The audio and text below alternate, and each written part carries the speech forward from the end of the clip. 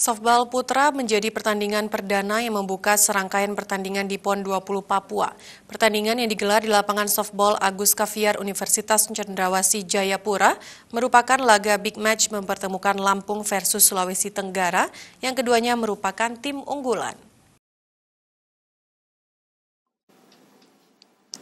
Pertandingan softball putra antara Lampung versus Sulawesi Tenggara Rabu 22 September 2021 di lapangan softball Agus Kaviar Universitas Cendrawasih Jayapura, Papua menjadi pertandingan pertama yang membuka serangkaian pertandingan PON ke-20 Papua. Pertandingan perdana tersebut juga menjadi laga big match karena mempertemukan tim Lampung dan Sultra yang sama-sama merupakan tim unggulan.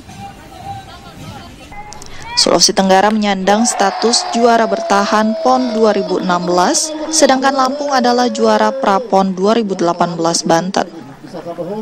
Ketua KONI Pusat Marciano Norman mengatakan, pertandingan pembuka softball yang berjalan lancar dapat menjadikan awal perjalanan yang baik perhelatan PON 20 di bumi Cendrawasih. Hari ini dimulai dengan pertandingan cabang olahraga softball. Ini menandakan bahwa Pekan Olahraga Nasional yang telah direncanakan sekian lama dengan segala dinamikanya, ini menjadi pertanda bahwa Pekan Olahraga Nasional ke-20 2021 ini akan berjalan dengan lancar.